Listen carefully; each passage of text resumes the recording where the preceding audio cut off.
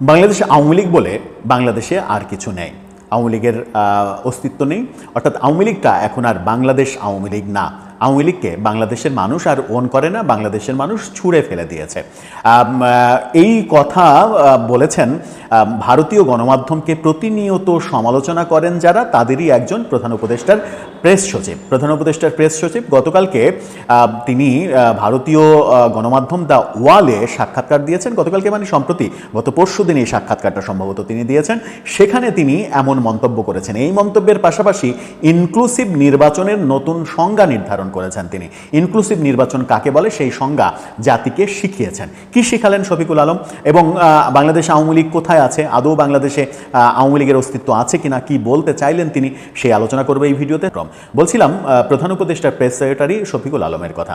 শফিকুল আলমের একটি ভিডিও সম্প্রতি ভাইরাল হয়েছে। লন্ডনে তারেক রহমানের সঙ্গে সাক্ষাতের পূর্বে তারেক রহমান যখন হোটেলের সামনে গাড়ি নিয়ে নামলেন, তখন দেখা গেল তিনি দৌড়ে আসলেন তারেক রহমানের কাছে। প্রথমে ৩-৪ জনের পেছনে দাঁড়ালেন, ওখান থেকে হ্যান্ডশেক করার চেষ্টা করলেন, ওখান থেকে সুযোগ পেলেন না। তারপরে একজনকে পাশ কাটিয়ে তার পাশে আসলেন, সেখান থেকে হ্যান্ডশেক করার চেষ্টা করলেন, সেখানে সুযোগ পেলেন না। তারপরে নিরাপত্তা উপদেষ্টা ডক্টর খলিলুর রহমানকে পাশ কাটিয়ে তারও ডানে সরাসরি সবাইকে টপকে তারেক রহমানের সামনে যাওয়ার চেষ্টা করলেন। সেখানে গিয়ে তারেক রহমানের সঙ্গে হ্যান্ডশেক করে এক ধরনের স্বস্তি অনুভব করলেন। এবং ফেসবুকে তিনি তারেক রহমানের সঙ্গে যে মুহূর্তগুলো, সেই মুহূর্তগুলোর ছবি দিয়ে পোস্টও করেছেন। তার মানে হচ্ছে তারেক রহমানের সঙ্গে তার এই সাক্ষাৎ করা, হ্যান্ডশেক করা, এই ব্যাপারটা একটা ঐতিহাসিক ব্যাপার হিসেবেই তিনি দেখতে চেয়েছেন। এটা নিয়ে সামাজিক যোগাযোগ মাধ্যমে ব্যাপক ট্রলও আমরা দেখছি। শফিকুল আলম সহ অনেকেই আমরা ভারতীয় মিডিয়ার সমালোচনা করি। ভারতীয় মিডিয়া বাংলাদেশ সম্পর্কে নানা ধরনের প্রোপাগান্ডা করছে। কিছু কিছু ক্ষেত্রে তো অবশ্যই ঠিক, ভারতীয় কিছু মিডিয়া এই কাজটি করছে, দেদারছে প্রোপাগান্ডা করছে, গুজব রটাচ্ছে, এটা ঠিক। কিন্তু ভারতের সব মিডিয়াকে পাইকারি হারে দোষ দেওয়ার কোনো যে কারণ নেই। শফিকুল আলম আবার নিজেই সেটা প্রমাণ করলেন ভারতীয় একটি গণমাধ্যমে। এর আগেও তিনি সাক্ষাৎকার দিয়েছেন আরেকটি গণমাধ্যমে, এবার তিনি দ্য ওয়ালে সাক্ষাৎকার দিলেন। ভারতীয় গণমাধ্যম দ্য ওয়ালে বাংলাদেশ থেকে টেলিফোন যোগে তিনি সাক্ষাৎকার দিয়েছেন। সেই সাক্ষাৎকারে তিনি বলার চেষ্টা করেছেন বাংলাদেশে আওয়ামী লীগের আর কোনো অস্তিত্ব নেই। তিনি বলার চেষ্টা করেছেন আওয়ামী লীগ আর বাংলাদেশ আওয়ামী লীগ না। আওয়ামী লীগ হতে পারে, কিছু কিছু মানুষ সমর্থন করতে পারে, কিন্তু বাংলাদেশ আওয়ামী লীগ বলে যে বৃহৎ ব্যাপারটা ভাবা হতো, যে আওয়ামী লীগ বাংলাদেশে একটা ফ্যাক্ট, তিনি বলেছেন যে না, আওয়ামী লীগ আর বাংলাদেশে একটা ফ্যাক্ট না। আওয়ামী লীগ এখন বাংলাদেশের ঠুটুর জগন্নাথ। আওয়ামী লীগের অস্তিত্ব আর বাংলাদেশে নেই, বাংলাদেশের মানুষ আওয়ামী লীগকে আর মেনে নেবে না, এমন কথা তিনি বললেন। তিনি তার কথা বলতেই পারেন, সময় এবং বাস্তবতা তার কথার সত্যতা কিংবা সত্য নাকি মিথ্যা সেটা হয়তো প্রমাণ করবে, সেটা পরের বিষয়। কিন্তু তিনি যে গুরুত্বপূর্ণ কথাটা আরেকটা কথা বললেন, সেটা হচ্ছে যে তিনি ইনক্লুসিভ নির্বাচনের সংজ্ঞা শেখালেন জাতিকে।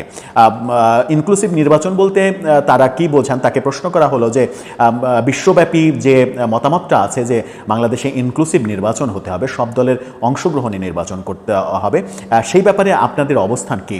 তিনি বলেছেন ইনক্লুসিভ নির্বাচন বলতে সব দলের অংশগ্রহণ না। ইনক্লুসিভ নির্বাচন বলতে বোঝাই হচ্ছে জনগণের স্বতঃস্ফূর্ত অংশগ্রহণ।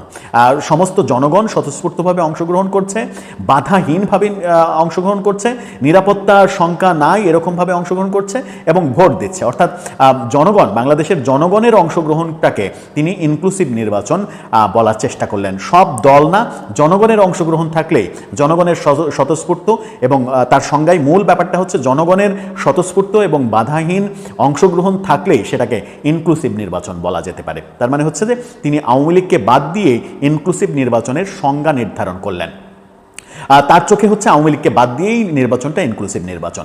ঠিক একই রকমের সংজ্ঞা আমরা বিগত সরকারের আমলে, অর্থাৎ আওয়ামী লীগের সরকারের আমলে আওয়ামী লীগের বিভিন্ন নেতাকর্মীর মুখে শুনতে পেয়েছি। তারা বলেছে বিএনপিকে ছাড়াই জনগণের অংশগ্রহণমূলক নির্বাচন সম্ভব, এবং সেটা তারা করেছে। 14তে করেছে, 24-এ করেছে, 18-তে যদিও বিএনপি অংশগ্রহণ করেছে।